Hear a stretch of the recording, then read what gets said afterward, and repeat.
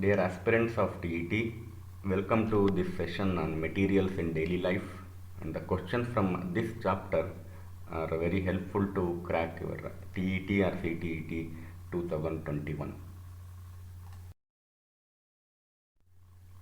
The question is, while diluting sulfuric acid, it is recommended that the acid should be added to water. So first we need to understand the question. So what we are doing, we need to dilute the sulfuric acid. It is available in concentrated state. So we are diluting that concentrated sulfuric acid by using water. So two ways are possible. One is addition of water to acid, and second is addition of acid to water.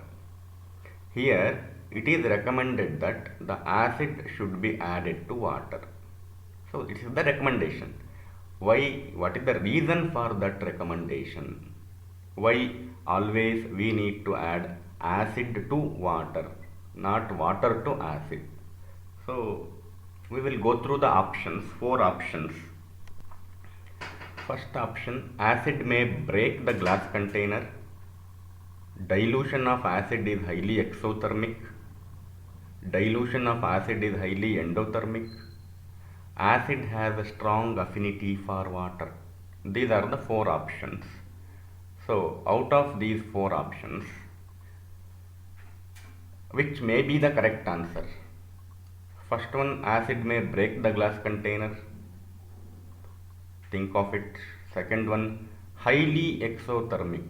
What is the meaning of the word exothermic? Exothermic means a heat energy is going to release in exothermic reactions, in exothermic processes. Heat energy is going to release. And the third option, endothermic.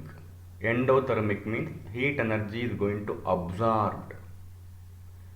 Fourth one, strong affinity. Affinity means an attraction, a strong attraction towards water. So this is the meaning and the details of these four options. The correct answer is dilution of acid is highly exothermic. Even we are going to add the acid to water also, some quantity of heat energy is going to release. To avoid those things, to avoid harm by the released heat energy, it is always recommended that the acid should be added to water. Next question. A man goes door to door posing as the goldsmith. He promises to bring back the glitter on dull gold ornaments. An unsuspecting woman gives a set of gold bangles to him, which he dips in a particular solution. The bangles sparkled, but their weight was considerably reduced.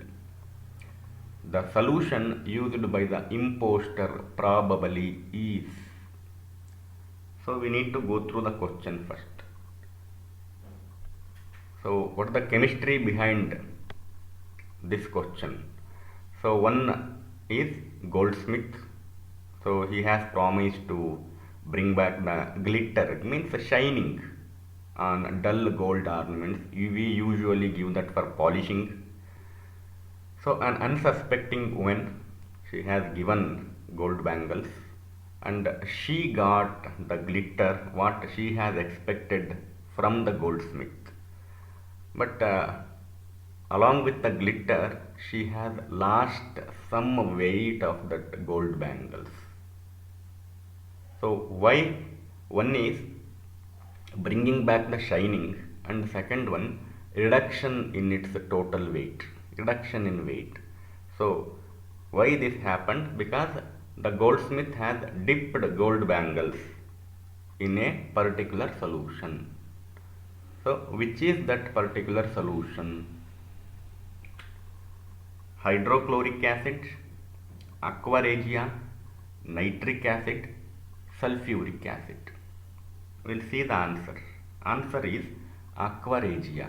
So what is aqua regia? What is aqua regia? Hydrochloric acid, nitric acid, sulfuric acid. You know what is aqua regia? Aqua regia is 1:3 ratio of concentrated HCl and concentrated HNO3. 1 ratio HCl and 3 ratio HNO3. Okay, so this 1:3 ratio of concentrated HCl and HNO3 is called aqua regia, and it has a property to dissolve even gold, platinum and other valuable metals also. A doctor prescribes a medicine to treat hyperacidity. The main ingredient of the medicine is, here they are asking about hyperacidity. So first we need to know what is hyperacidity. Hyperacidity is a medical condition wherein acid levels of the stomach are much more than normal. In stomach there will be a normal acid level. If that normal acid level increases, then that condition is called as hyperacidity. So for that the doctor will prescribe a medicine. That medicine contain many ingredients. Which is the main ingredient of the medicine? We have 4 options: magnesium chloride MgCl2, calcium carbonate CaCO3, sodium carbonate Na2CO3, aluminium hydroxide AlOH thrice. So the correct answer is AlOH thrice, aluminium hydroxide. Why aluminium hydroxide? Aluminium hydroxide will behave as antacid. Aluminium will act as antacid. What is antacid? Antacid is a medicine that neutralizes the acid in your stomach to relieve indigestion or heartburn. So the problems arising from hyperacidity are going to cure by using antacid, and all the antacids contain aluminium hydroxide as a main ingredient. Bleeding is stopped by the application of alum to a wound because alum coagulates the blood and forms a clot. Alum reduces the temperature near the wound. Alum is an antiseptic. The wound is plugged by the alum chunk. These are the 4 options. So the question including 2 key words. One is bleeding, one more is alum. So we need to stop bleeding. So to stop bleeding, we are going to apply alum to a wound. So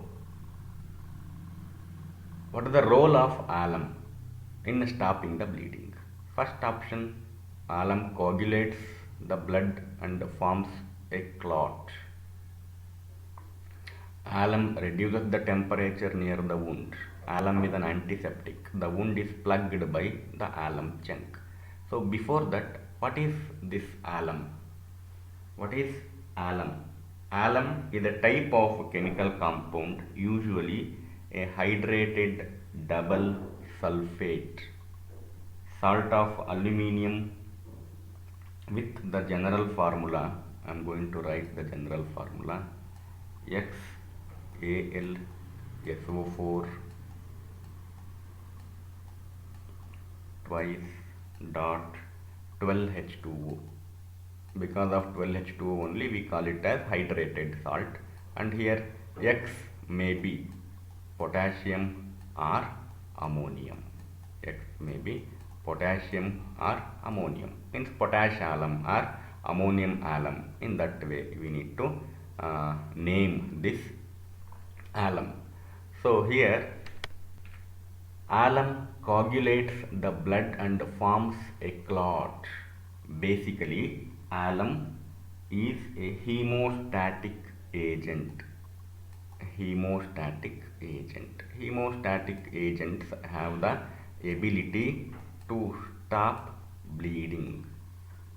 Okay, so because of this nature, we used to apply alum on the surface of the wound to stop the bleeding. Bakelite is used in making electrical appliances. So here they have given one name of the polymer, that is bakelite. So bakelite is used in making electrical appliances because it is a good conductor of heat, good conductor of electricity, good insulator of electricity, thermoplastic. If it is good conductor of heat, then there will be no use to use it for an electrical appliance.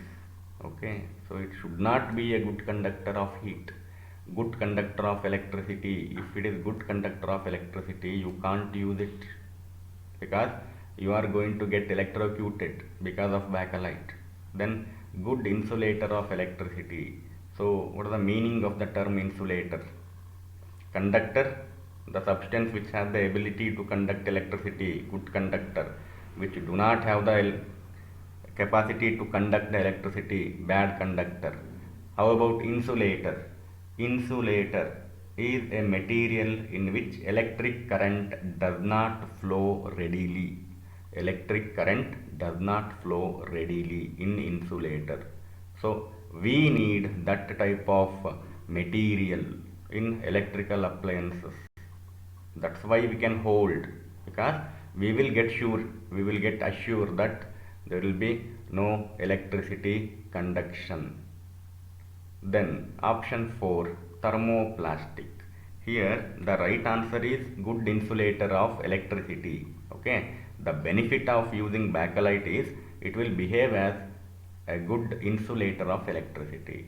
Then fourth option, thermoplastic. What is this thermoplastic? What is the term thermoplastic? It is a polymer. It is a polymer. It can be melted and it can be remoldable on heating. This is about thermoplastic. So here about bakelite and about electrical conduction, we have to go with option 3. Bakelite is a good insulator of electricity. When carbon dioxide is passed through clear lime water solution, then it turns milky. The milky appearance of water is due to, here one term is carbon dioxide. Carbon dioxide means CO2. Okay, is passed through clear lime water. Here you need to understand the term clear means colorless. Okay, clear solution of lime water, then it turns milky. Milky indicates white color. White. Okay, the milky appearance of lime water is due to, what is the reason for the color change from clear solution to milky solution? Curdling of milk due to lime water, presence of impurities in lime water, presence of insoluble calcium carbonate, presence of soluble calcium carbonate. We'll go through all the options. First option is curdling of milk. Here there is no concept of curdling of milk. In the question there is no milk or there is no curdling of milk. Only the term milky is there. Okay, no need to confuse with milky appearance and curdling of milk. So first option is not at all the answer. Second option, presence of impurities in lime water. There is no relationship between impurities and milky appearance. Third option, presence of insoluble calcium carbonate. Fourth option, soluble calcium carbonate. Only the difference is in third option we have insoluble and fourth option we have soluble. The correct answer is insoluble calcium carbonate. Because of that insolubility only, it will give us milky appearance. If it is soluble, again the solution will become clear only. Okay, so it is not soluble. Because it is insoluble, it will give us milky appearance.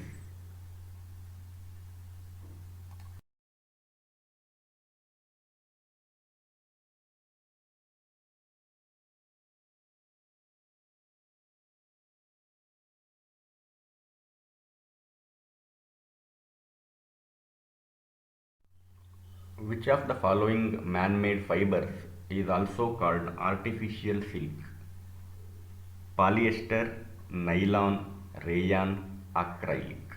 Here, what they have given man-made fibers. Man-made fibers. Out of these four, which man-made fiber is also called artificial silk? We have the option polyester, nylon, rayon and acrylic. The correct option is rayon. Okay, if we come, okay, how about polyester? Polyester, if we go to polyester, it has the name polyethylene terephthalate, not artificial silk. Okay, full name of the polyester, chemically it is polyethylene terephthalate. In simple words, we used to call it as PET, PET bottles, PET, polyethylene terephthalate. And nylons are made by polyamides, means there should be an amide group, chemically it is polyamide. Then rayon, because of its texture and silky nature, we call it as artificial silk. And how about acrylic is a chemical substance used in paint and cloths, used in paints and cloths. So the answer for this question is rayon. Rayon is a man-made fiber. It's also called artificial silk. PET bottles, PET, PET bottles and jars are commonly used for storing edible items. PET is very familiar form of, we have to go through the PET, PET bottle or PET container, PET jars. So PET is very familiar form of polyamide, polyester, acrylic, rayon. In the previous question we have discussed about the same options. So polyamide, it should be with the CONH amide group. So polyamide, polyester. So what is polyester? Polyethylene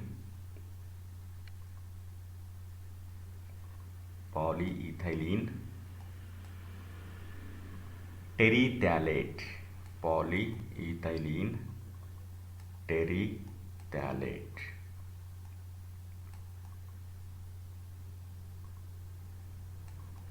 So this polyethylene terephthalate is simplified as PET, polyethylene terephthalate, PET. So PET is very familiar form of polyester. Okay, so the option 2 is the correct answer. Polyester is called as PET. In short, we call it as PET. And acrylic is used in paints and cloths. Rayon, we call it as artificial silk. Which of the following is present in the acid rain? The question is about acid rain. So in acid rain, which are the following is present? Whether sulfurous acid, nitrous acid, carbonic acid, carboxylic acid. Out of these four acids, which acid is present in acid rain? So rain means it should contain water, that is H2O, and acid means that H2O will convert into acid, means that rain will be with some acidic properties. So, which acid is present in acid rain? Sulfurous acid, nitrous acid, carbonic acid, carboxylic acid. First, we'll go through the formulas of these. First one, sulfurous acid, H2SO3. If it is H2SO4, that is sulfuric acid.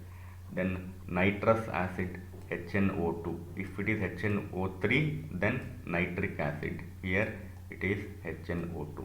Then carbonic acid, H2CO3, that will be our carbonic acid. Then carboxylic acid, any acid, it should contain carboxylic functional group, COOH. For example, acetic acid, CH3COOH. So the COOH is the functional group of carboxylic acid.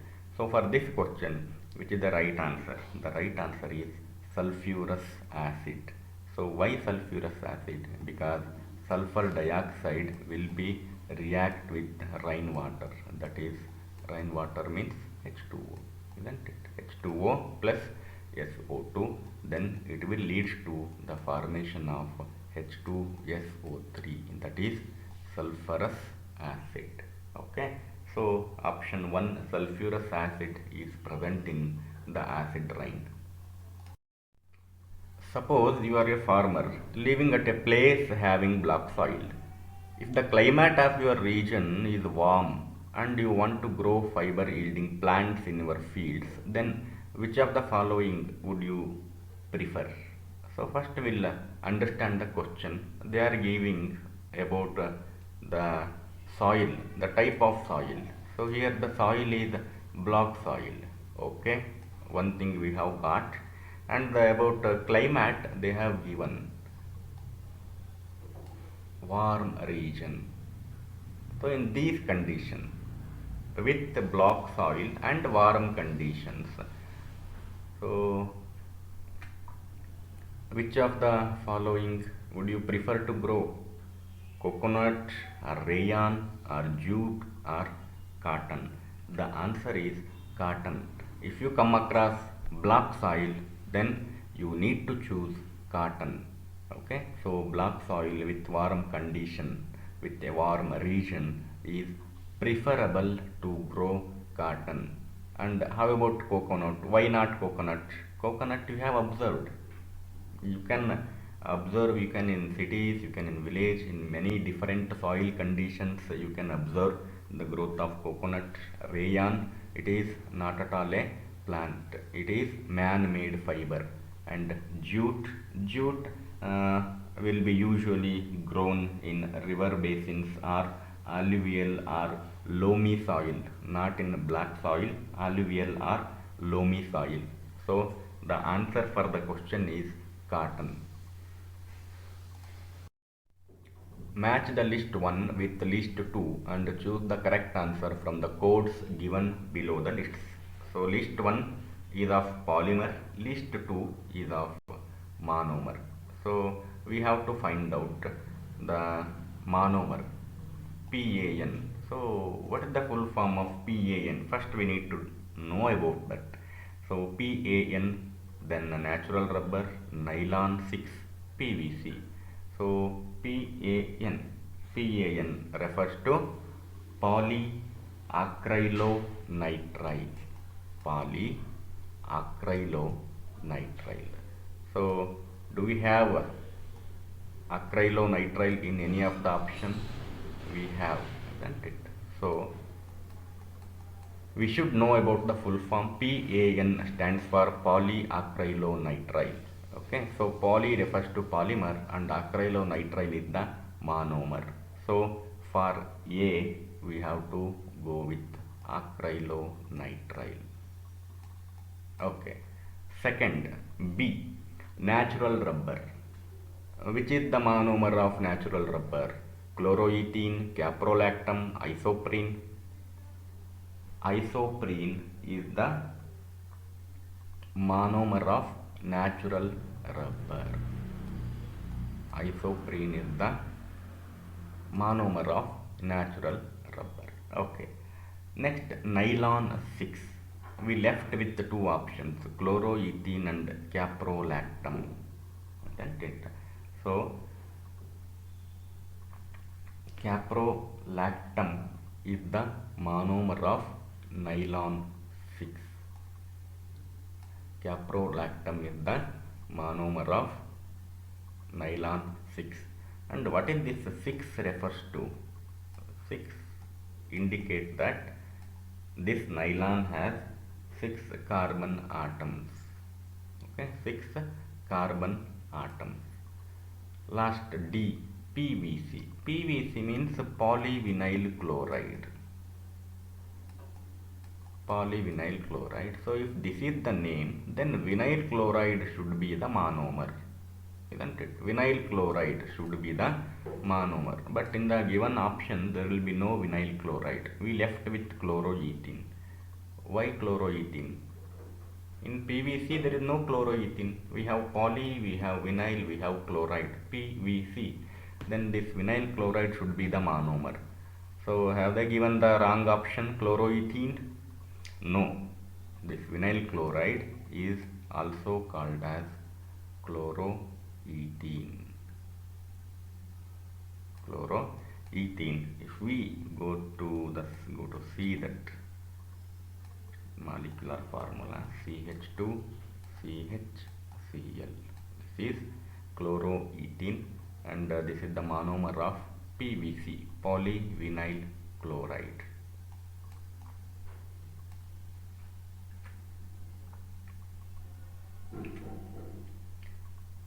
Okay, so for A, pan acrylonitrile, B, natural rubber, isoprene, C, nylon 6, caprolactam, D, PVC, chloroethene.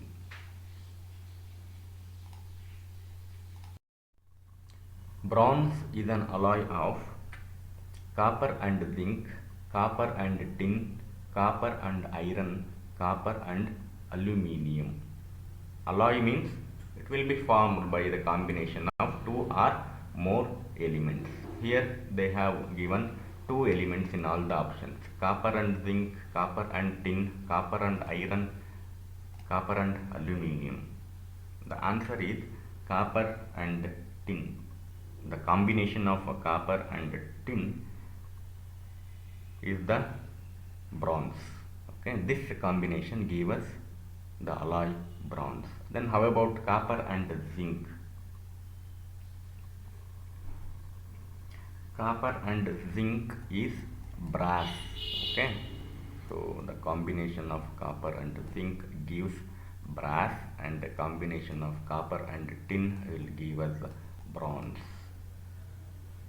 Okay, so no need to confuse. Copper and zinc will give brass, copper and tin will give bronze, and copper and iron, copper and aluminium, these mixtures will not give any considerable alloys. In the reaction, 2H2O gives H3O plus OH minus. Water is a weak base, a weak acid, both a weak acid and a weak base, neither an acid nor a base. So usually all the acids should contain H plus ion, HCl, HNO3, H2SO4, and all the bases should contain OH minus ion, NaOH, KOH, CaOH twice, MgOH twice. So acid means H plus should be there, base means OH minus should be there. In this reaction, 2H2O gives H3O plus OH minus. So this H3O plus, if we go to see that, if we are going to write it down in a simplified manner, H2O and H plus will be there.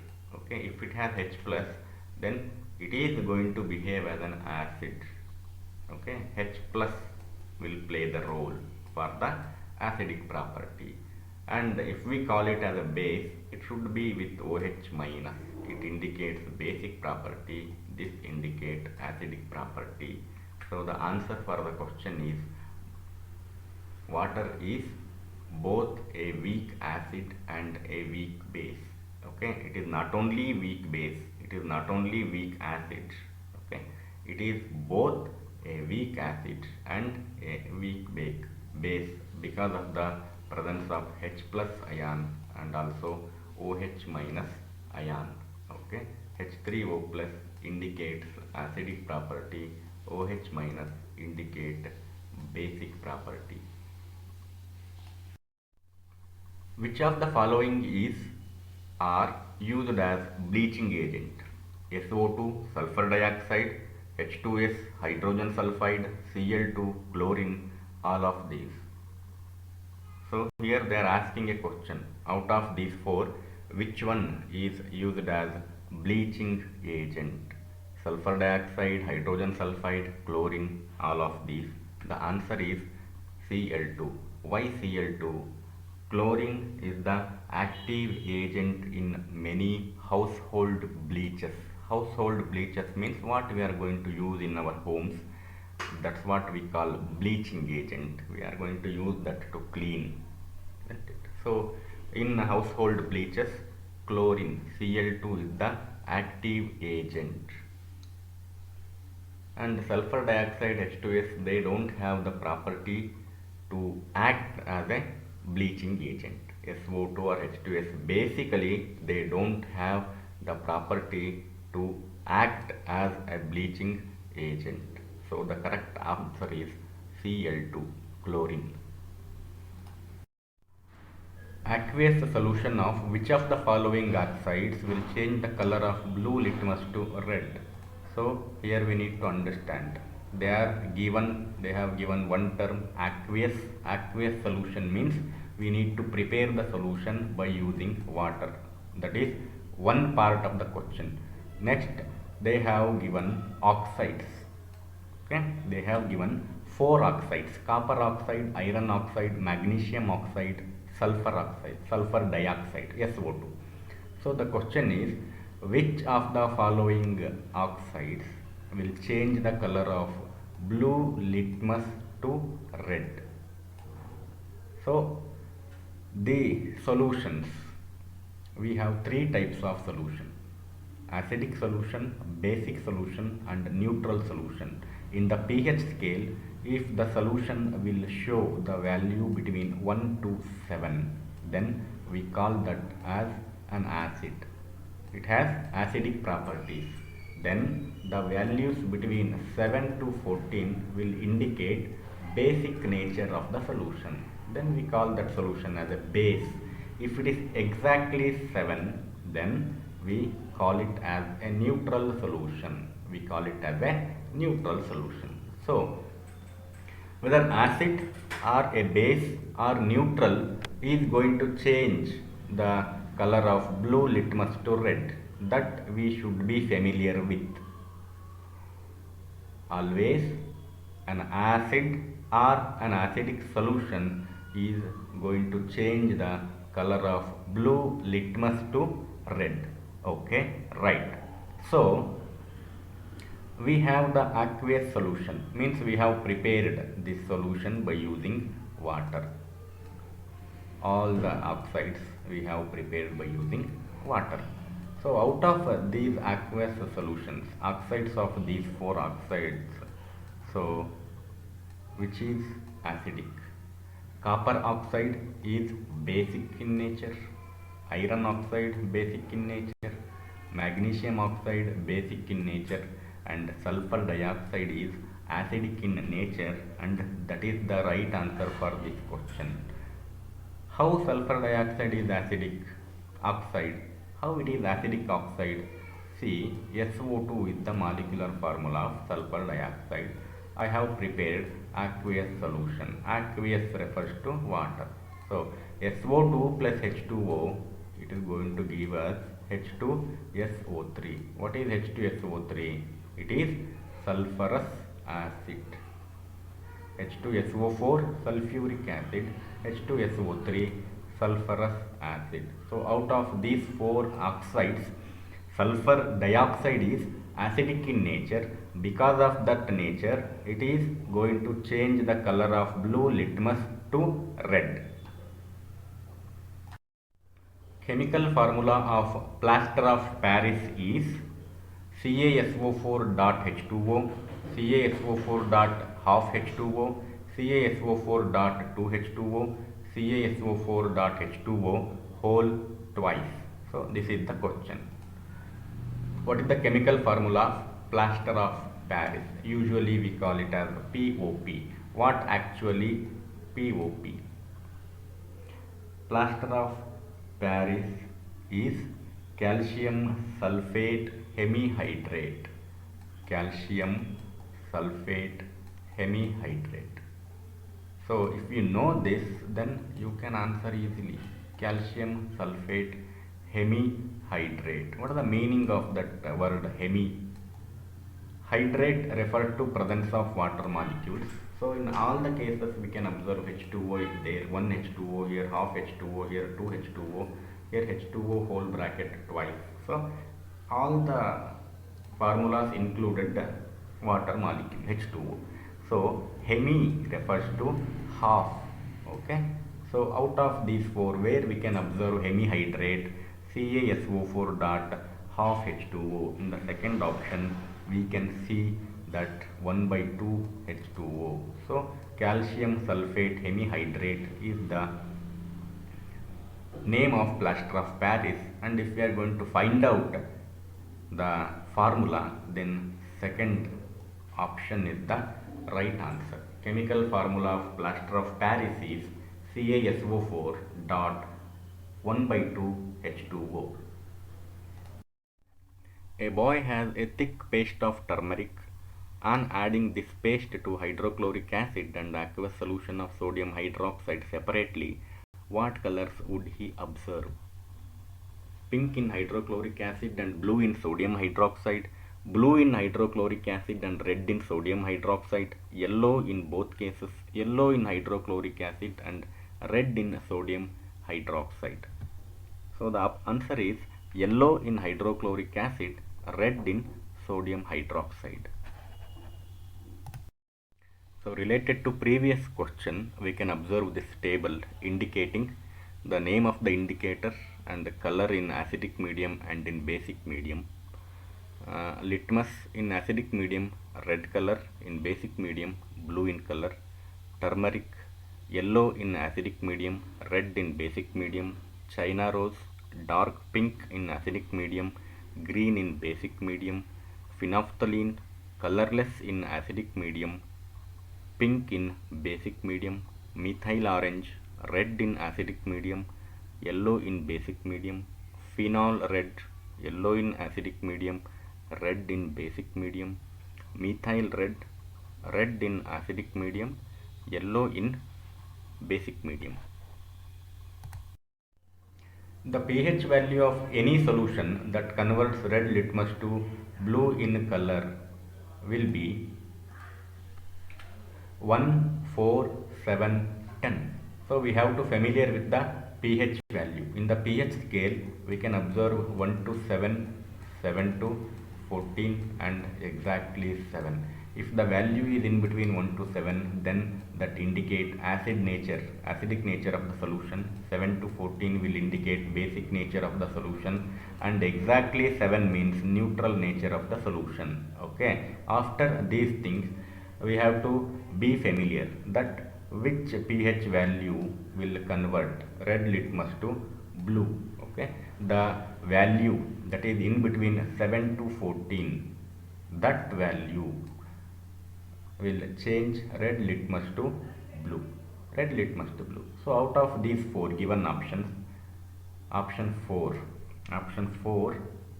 is in between 7 to 14, that is the value is 10. So obviously option 4, that pH value 10 will convert red litmus to blue. Aqueous solution of SO2 is acidic, basic, neutral, amphoteric. So aqueous solution means SO2 has to react with H2O. So what may be the product? Sulfur dioxide plus H2O. It's going to give us H2SO3. What is H2SO3? H2SO3 is sulfurous acid. Okay, H2SO3 is sulfurous acid, and sulfurous acid is acidic in nature. So here aqueous indicate water. This is a reaction between water and SO2, and that solution is acidic in nature. Which alloy is not possible? Copper and zinc, lead and zinc, copper and gold, copper and silver. The answer is lead and zinc. Why? Because copper and zinc we can form any alloys, but with lead it is not possible to form any alloy because lead is toxic in nature. By using a toxic element, it is not preferable to form any alloy. Which of the following is a weakest Lewis base?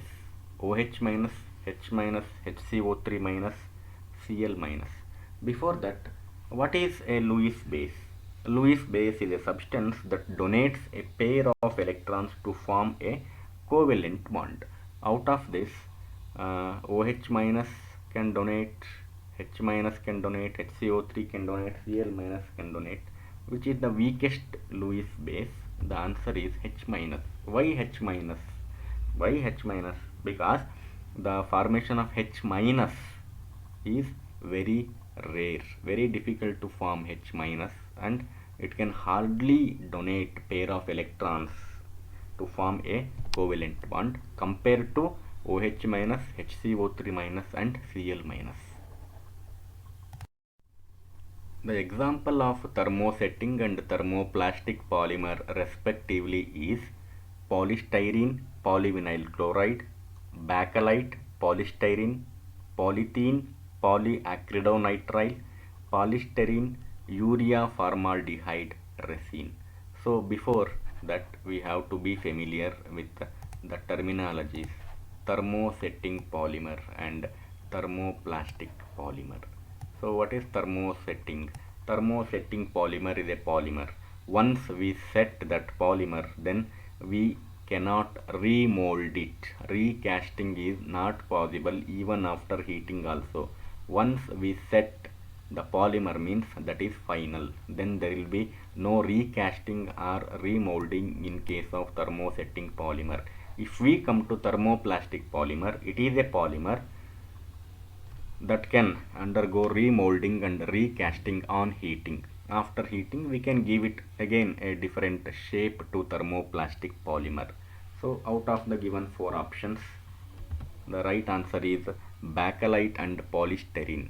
Bakelite is thermosetting polymer, polystyrene is thermoplastic polymer. Producer gas is mixture of CO and H2, mixture of CO2 and H2, mixture of CO2 and Cl2, mixture of CO and N2. So which one is producer gas? The first one, CO plus H2, is not producer gas. If it is not producer gas, then which gas it is? It is syngas. SYNGAS. Syngas. Even in full form we can say it as synthesis gas, that is CO and H2. So it is not producer gas. Then mixture of CO2 and H2. Mixture of CO2 and H2, that is water gas. We call it as water gas. And the mixture of CO2 and Cl2, there will be no particular name for this. And option 4, mixture of CO and N2, that is our producer gas. So by these four options we have got three names. So first one is syngas, second one is water gas, and fourth one is producer gas. Mixture of CO and N2 is called as producer gas. A student puts a drop of dilute solution of sodium hydroxide first on a blue litmus paper and then on a red litmus paper. He would observe that the blue litmus paper turns red and the red litmus paper turns blue. There is no change in the blue litmus paper and the red litmus paper turns blue. There is no change in the red litmus paper and the blue litmus paper turns red. The blue litmus paper turns colorless and there is no change in the red litmus paper. So this question is related to acidic medium, basic medium and the color changes with respect to blue litmus paper and on a red litmus paper. So for this question, answer is second option. There is no change in the blue litmus paper and the red litmus paper turns blue. You have phenolphthalein solution in 3 test tubes A, B and C. On putting 2 to 3 drops of dilute hydrochloric acid in a solution of sodium hydroxide in B and distilled water in C, if you immediately observe the color of the solution in each test tube, then you will find that the solution in test tube A is colorless, in B pink and in C colorless. A is pink, in B pale green and in C colorless. A is colorless, in B colorless and in C pink. A is pale green, in B pink and in C pink. The answer for this question is A is colorless, in B pink, in C colorless. Related to this question and answer, we'll go through a table which containing different indicators and their color change in acidic medium and basic medium. This is the table showing us the various indicators in acidic and in basic medium. So related to phenolphthalein, phenolphthalein is colorless in acidic medium, pink in basic medium.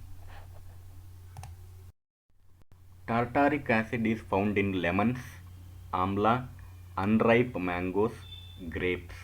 Options are 1 and 2, 2 and 3, 3 and 4, 1 and 3.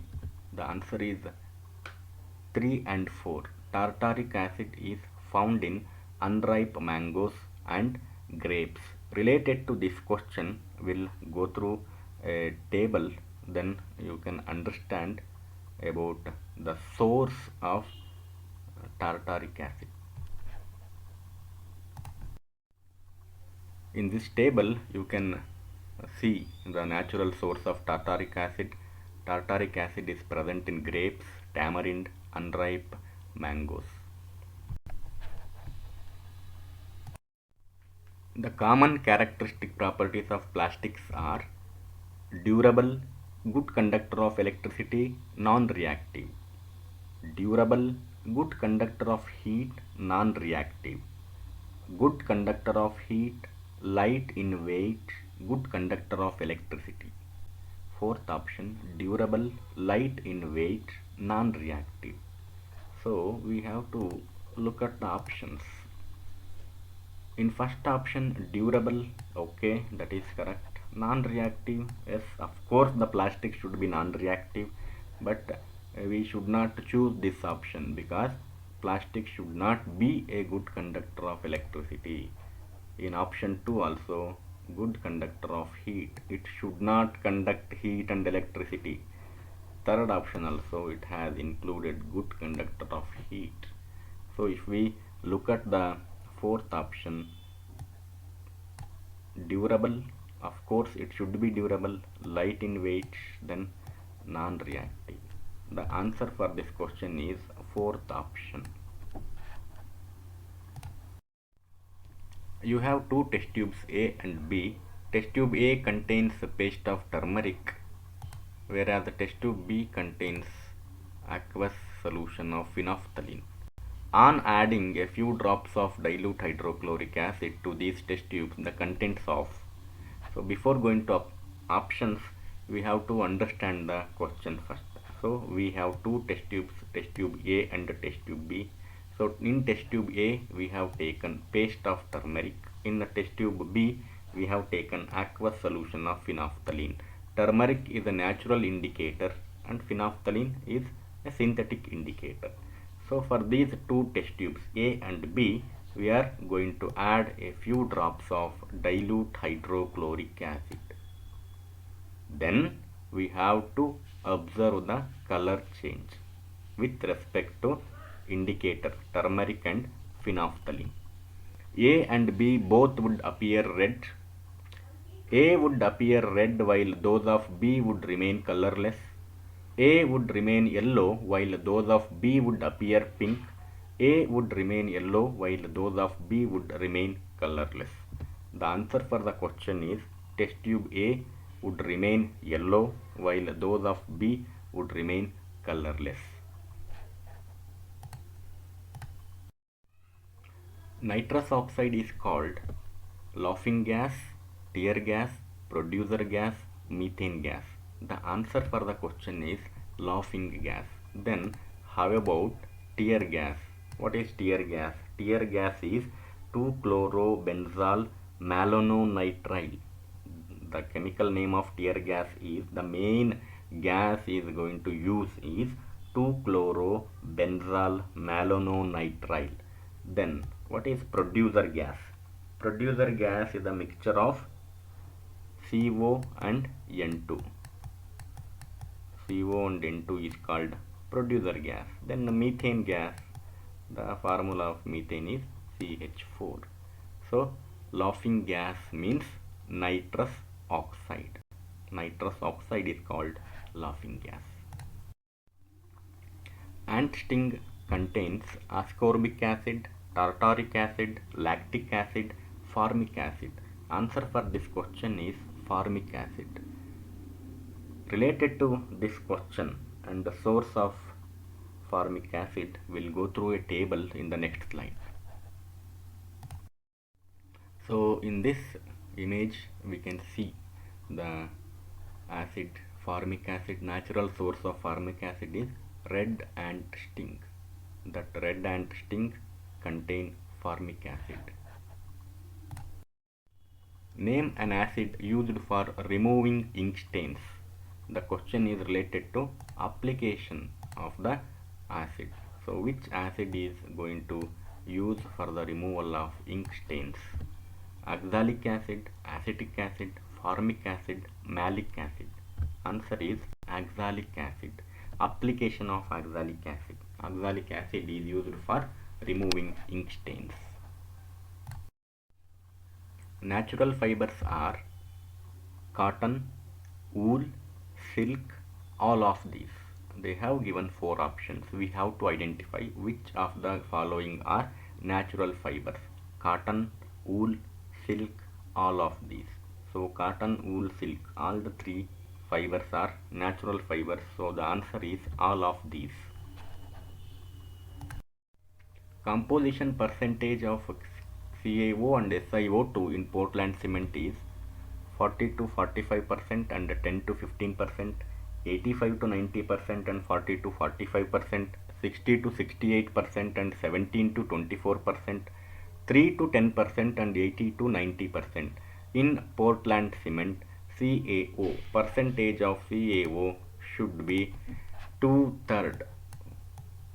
CaO, percentage composition of calcium oxide itself, 2/3 of the total percentage. Okay, so 2/3 means it should be more than 60%. The percentage of CaO should be more than 60%.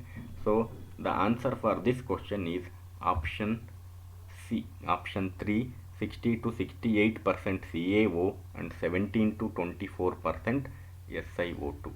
Remaining options are not at all suitable for 2/3 composition. What happens when dry slaked lime reacted with chlorine gas? We should be familiar with the dry slaked lime. So what is dry slaked lime? So we can consider calcium hydroxide as dry slaked lime, CaOH twice. Then that is going to react with chlorine gas, that is Cl2. So what are the products we are going to get, or which type of reaction is going to happen? Bleaching powder forms, baking soda forms, washing soda forms, plaster of Paris forms. The answer is option 1, bleaching powder forms. How bleaching powder is going to form? That we will see one equation. CaOH twice, that is dry slaked lime calcium hydroxide plus chlorine gas. Then we are going to get one product, CaOCl twice plus H2O plus H2O. This CaOCl twice, this is our bleaching powder. CaOCl twice is the bleaching powder. So the reaction between dry slaked lime and chlorine gas leads to the formation of bleaching powder. Each cell in our body contains DNA. We also have proteins and fats in our body. What is the common among DNA, proteins and fats? We have three things: DNA, proteins and fats. In all these three, what we have in common? Options are: all contains acids, all are inorganic, all are salts, all contain bases. So the answer is all contain acids. How DNA, proteins and fats all have contain acids? In DNA, which acid we have? We have nucleic acid. We have nucleic acid. Then in proteins, we have amino acids. We have amino acids. Then how about fats? In fats, we have fatty acids. So DNA, proteins and fats all contain acids. Identify the incorrect statement. Acids are sour in taste, whereas bases are bitter in taste and soapy to touch. Acids turn blue litmus red and bases turn red litmus blue. Solutions of substances that show different colors in acidic, basic and neutral solutions are called indicators.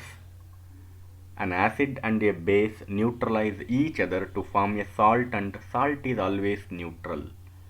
These are the four statements. In these four statements, we have to identify incorrect statement. So 1 and 2 only 3, 2 and 3 only 4. The correct answer is only 4. Why fourth statement is incorrect? Why fourth statement is incorrect? What is wrong with that statement? An acid and a base neutralize each other and form a salt. Yes, 100% correct. And salt is always neutral. That is the incorrect part of the sentence. That is, the salt should not be always neutral. Not necessary to be neutral. Many of the times it may be acidic, it may be basic. So fourth statement is incorrect and remaining sentences are correct. You have three test tubes X, Y and Z, half filled with different solutions. As X is filled with sodium chloride solution, Y is filled with sodium hydroxide solution and Z is filled with dilute hydrochloric acid. On adding 1 drop of phenolphthalein solution to each of the above solutions, you would observe the solutions in the test tubes as. Again, the question is related to reaction between acids, bases or neutral solutions with indicators. We have three test tubes X, Y and Z, and we have three solutions. In test tube X, we have sodium chloride, NaCl. In test tube Y, we have sodium hydroxide, NaOH. And in test tube Z, we have dilute hydrochloric acid, HCl. On adding one drop of phenolphthalein solution to each of the above solutions, you would observe the solutions in the test tubes as X is pink, Y is pink, and Z is colorless. X is colorless, Y is pink, and Z is colorless. X is pale green, Y is colorless, and Z is red. X is colorless, Y is pale green, and Z is pink. So, which type of color changes will happen? X, the test tube X containing sodium chloride, it will remain colorless. Test tube Y having sodium hydroxide, it will turn to pink. Test tube Z, it has dilute hydrochloric acid, it will remain colorless. A teacher of class 8 demonstrates the following activity in her class. The teacher takes a small amount of sulfur in a spoon and burns it. She then puts the spoon into a tumbler with a lid to ensure that the gas produced does not escape. After a few minutes, she adds water to the tumbler. What happens if blue and red litmus papers are put into the tumbler? We need to understand the question in detail. So, the teacher has taken sulfur in a spoon and she is going to burn it. So, whenever sulfur is going to burn, then we are going to get sulfur dioxide, SO2. Then she is going to put that SO2 in a tumbler, means the gas should not escape, the SO2 should not escape. After a few minutes, she adds water, SO2 plus H2O. For that SO2 gas, she is going to add water, SO2 plus H2O, right? So, this is what we need to understand, and we need to be clear with the product. The product is H2SO3 sulfurous acid, means it is acidic. So this many idea we have got now. What happens if blue and red litmus papers are put into the tumbler?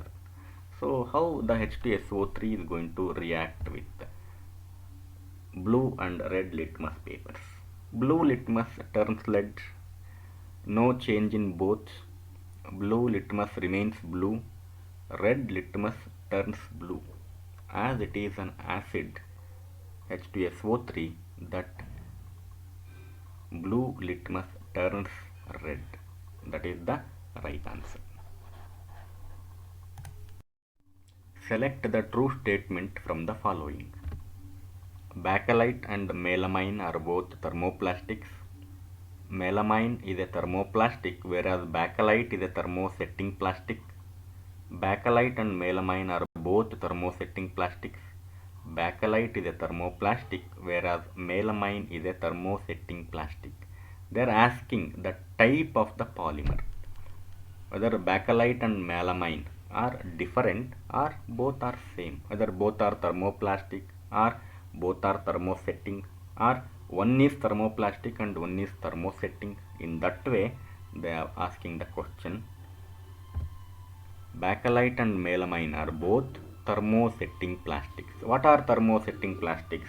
Thermosetting plastics are polymers that once molded can never be reshaped by heating.